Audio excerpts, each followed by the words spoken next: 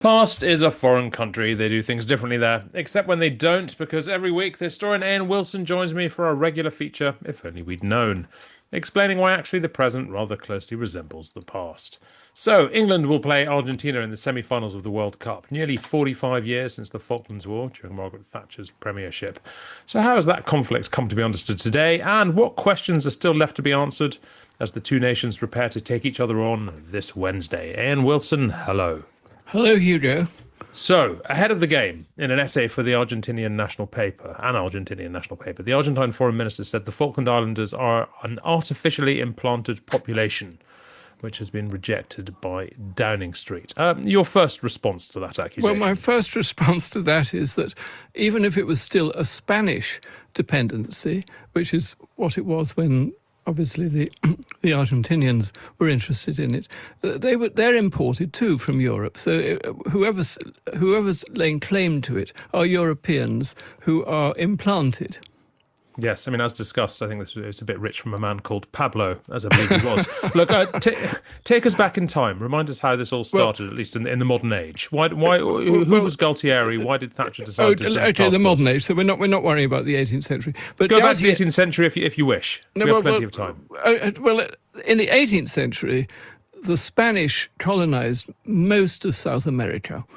They had already done so, and then Spain gave the Argentina its independence, and because they had done so, the Malvinas, this little archipelago not far from the coast of Argentina, became part of Argentina. It was then taken over by the French because the French and the British were battling out who controlled the world, and then the British beat the French, and so they claimed that the Falkland Islands, and the famous Dr. Johnson in the 18th century said this is an absolute nonsense, calling it British territory, thousands of miles from Britain, and these rocks sticking out of the Atlantic, who wants them anyway? So that's the background. But then 45 years ago, you have this horrible fascist people overuse the word fascist, but this really was a fascist government in Argentina. And General Galtieri, whose popularity was sinking because he was so horrible and so cruel and so corrupt, he thought he'd get a bit of popularity by invading what they called the Malvinas and we called the Falkland Islands. And it wasn't a given after he did this that we either would wish to or would be capable of taking them back, right? It certainly wasn't a given. Mrs. Thatcher, like many politicians, was wanting to cut the armed forces, and she'd already reduced the Royal Navy, and she wanted to cut it even more. And so the Royal Navy, although they were horrified and frightened by what had happened in the Falklands, they were, a bit of them was pleased because they could go to the Prime Minister and say, look, we need a navy and we need to send a task force now. And being Mrs. Thatcher, who was a bold, decisive Prime Minister, she said, go for it. And so they sailed across the Atlantic. I'm so ancient, I can remember it 45 years ago. I can remember it too, as it happens. And it was actually quite scary, thinking this could go very badly wrong. And obviously it didn't, but people on both sides got killed, young people got killed, and it was a horrible war. All wars are horrible. So Thatcher declared victory in June of 1982. Yes, she beat something. I mean, even the very, very left-wing leader of the Labour Party, Michael Foot, supported her completely because it was outrageous that this tin-pot fascist dictator should have invaded something which all international law recognises British territory. What had been happening before that was that the Foreign Office for years had been thinking it's ridiculous Britain holding on to this. We really ought to negotiate the Argentinians taking it over again. So, I mean, without the invasion, without Galtieri's invasion, it's very possible that the Falklands would be Las Malvinas today. I think they would be. I think if he hadn't done that, they would by now, even though, of course, every time there's a poll, every time there's a referendum or a consultation of what people living there actually want, the implanted British population, English-speaking population, want to stay part of Britain. And overwhelmingly, I mean, it's over 90% want to stay part of the British dependency. So the Argentine minister who we began with, Pablo, whatever his name is, I forget. Pablo thing. Pablo thing, Pablo Argentine. He also claimed that the last referendum, the 2013 referendum, in which the islanders backed British sovereignty, as you say, overwhelmingly, was illegitimate. What legal claim does Britain have to the islands, do you think? Well, if you believe in international law, and it's hard to think of any other way of looking at this matter, then you have to accept that it is British sovereign territory. But clearly it's a very contentious matter. Every child in Argentina is taught from the moment they can lisp in their primary schools that the Malvinas belong to Argentina. And it would make more sense in many ways. People who live in Port Stanley and the other little villages of the Falkland Islands, if they want to go to hospital, they go across the water to Buenos Aires.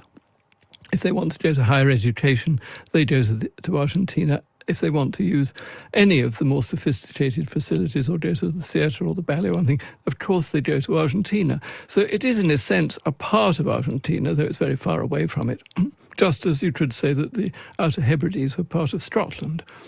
So, I mean, look, since Thatcher's victory in the 80s, which reinvigorated her prime ministership, absolutely, it's been kind of unthinkable that any British prime minister would hand the islands back. It would make the Chagos look like a walk in the park. It would be political death to try and do it.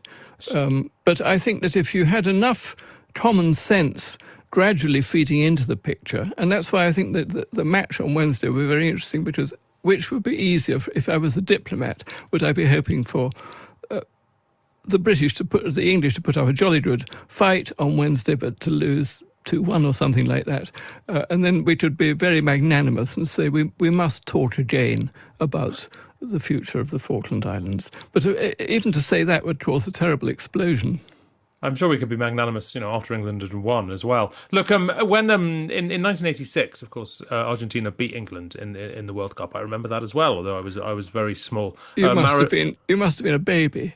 Well, I was. I guess I would have been 9 years old. And Maradona scored his famous hand of God, where he hit the ball with his hand into the goal, his first goal, and he claimed it was symbolic vengeance for the Falklands War. So, I mean, when England has met Argentina in the football, this is all, for the last 40 years, this has been beating in the background, right? Always, and they're still talking about it, in the locker room. The Argentinian players are all going to do this, in part, for the Malvinas. And that's the way they think. I mean, as I said, I do remember the Falklands War, and I do remember the 86 World Cup. Being very, very small, I was probably not properly aware of quite how recently the one followed the other. When England met Argentina in 1986, presumably all the talk was about the war. All the talk was of the war, and it was the sort of Basil Fawlty's moment of don't mention the war, but we did mention the war on both sides.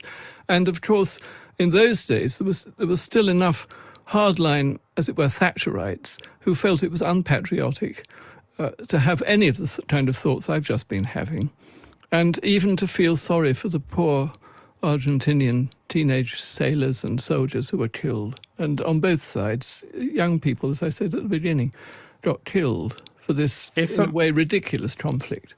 If Argentina decided to have another go today, not that there is any particular inclination they're about to beyond our friend Pablo, would Britain be capable of sending a task force and claiming it back? Don't make me laugh. I mean, it's terrifying, isn't it? We didn't even have one ship to be able to send to Cyprus when the Americans wanted us in the beginning of the Iranian war we've just been having. So, I mean, it's terrifying to think of that. And when you think of the sort of unforeseen emergency which occurs in world events, such as 45 years ago, the invasion of the Falklands, we do need a bigger navy and we do need a bigger army. Obviously we do.